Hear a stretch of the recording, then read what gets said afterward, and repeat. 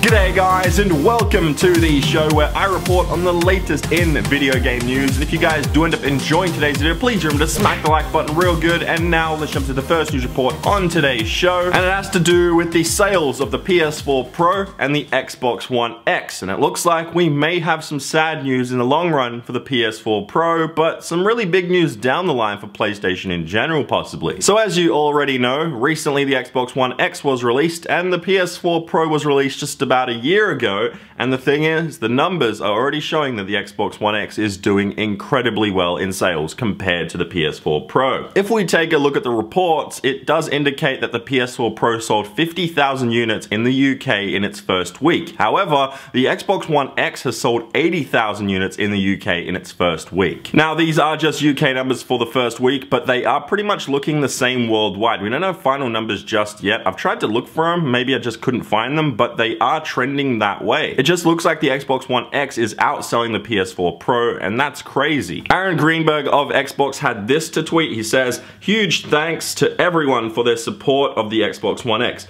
Great initial results, not just in the UK, but seeing similar results across Europe. North America's is much bigger. Amazing first week." And yeah, it is an amazing first week on their part. Now, the reason for this, and the reason that PlayStation didn't sell too many PS4 Pros over the last year since its release, it's the big reason that they didn't market very well. The marketing just wasn't there. Like, they didn't explain what the PS4 Pro was properly to the general gamer. Like you and me, we already know what a PS4 Pro is, what it does, why to get it, what kind of gamer you should be to get this console. But the general public out there, especially like mums buying consoles for their kids, like, they don't really see the point of getting a PS4 Pro since the PS4 plays the exact same games, and they're like, well, my kid's probably not going to notice that graphical difference. Hell, the mum probably doesn't even know what the graphical difference is, even without a 4K TV. And that's the big difference with Xbox and PlayStation. Over the last year, actually, over the last year and a half or 2 years since Microsoft actually released the Project Scorpio news and actually announced that the Xbox One X was coming out, well, since then, they've just been doing nothing but marketing this as the world's most powerful console ever. Like, seriously, they were just constantly going, this is going to be the most powerful console ever. Teraflops this, teraflops that. They were going crazy with the marketing on this thing. And it's actually started to pay off. They're already outselling the PS4 Pro's numbers from the same time last year when it did release. And it looks like this could be a trend going forward. It looks like they're just going to sell more and more and more Xbox One X consoles. And looking at the numbers in the future, it does look that way. And what I mean by that is a lot of places have sold out of the Xbox One X already, and they've already put in new numbers to bring in because of people's pre-orders and the demand for the console, and it looks like they're going to be selling even more consoles, which is great news for them. And the thing is, if you also take a step back and you don't look at just the sales numbers and all this stuff, and you look at it as a general consumer looking to buy each console, you're probably like, wait a second, this one is marketed as the world's most powerful console, but this one here is not. Like, it's just sitting there. It's been sitting there for a year. Which one should you get? You see what I mean right there? And on top of that, if you do have a little more knowledge, if you're a normal gamer like me and you go to the store and you want to actually go out there and buy one of these, you're probably looking online beforehand and you look and go, wait a second, the graphics comparisons and the performance comparison here for a similar price, the Xbox One X wins outright. The games do just look better and run better on the Xbox One X. You can look at all the AAA titles that are multi-platform and you'll see that. So yeah, that is a big selling point out there for a consumer that wants to get themselves a new console. But on top of that, obviously there's also little things like you've got choices of, do you want to play with your friends on this specific console online or this one here? And on top of that, does this one have your exclusives that you want, or does this one have the exclusives that you want? It all comes down to a lot of things in the end, but on face value, it does look like the PS4 Pro isn't as worth as much as the Xbox One X, really. But anyway, that is it for that piece of news. Today's show has 2 pieces of gaming news. I'm going in depth a little more with the main story of each show, just to switch up the things a little bit, and plus that one was pretty heavy. There was a lot to get to. But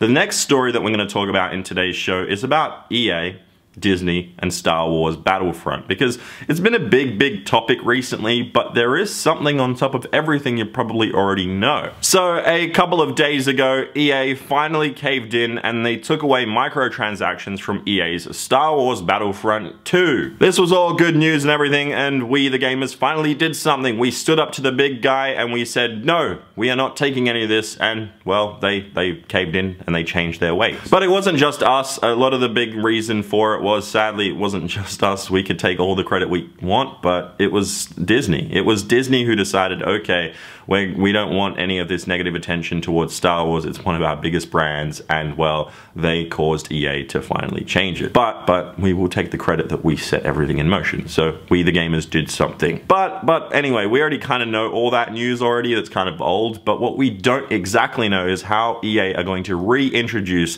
microtransactions into Star Wars Battlefront 2. Yes, let me repeat that. Star Wars Battlefront 2 is getting microtransactions reintroduced into the game. And you probably didn't know that, maybe you did, but that's the thing. It's only temporary that they've taken them out. It's not a complete fix. They haven't completely just permanently taken them out. However, we have some news potentially regarding how they will bring it back. We're not sure exactly when, but it's probably going to take down to the time of how long they actually decide and how long what they're going to do exactly. So it looks like the thing is that they will be making it cosmetic only. So you only be able to get cosmetic changes like skins, like character differences and things like that will just be affecting the game that way. You won't be able to boost your player in any sort of way exactly, but potentially maybe with just XP. But then again, there's quite a lot of things up in the air at this moment. So let me kind of explain that right there. We have two things right here to look at. Number one says microtransactions will be cosmetic only. This is the less popular option, and really the only way this option can be implemented is if the community outcry is both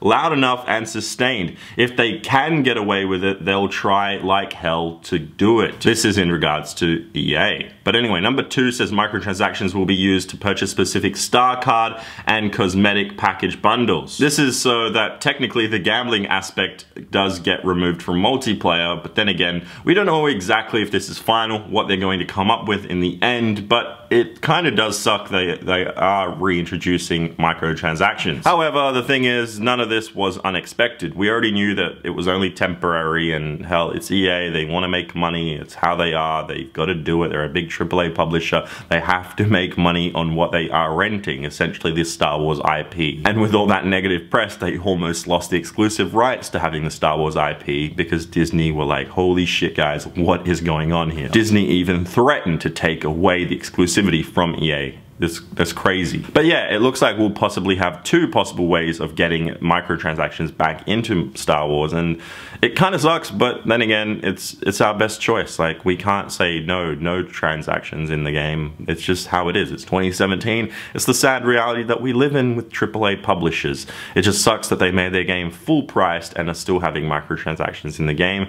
Maybe if it was like a half price game or a free game and it had all this stuff where you could pay to win essentially, that would be a good thing. But we can't always get what we want, and sadly it is a fun game. Star Wars Battlefront 2 is a really fun game to play, but it's 2017 and it's the reality we live in. I'll say that a million times.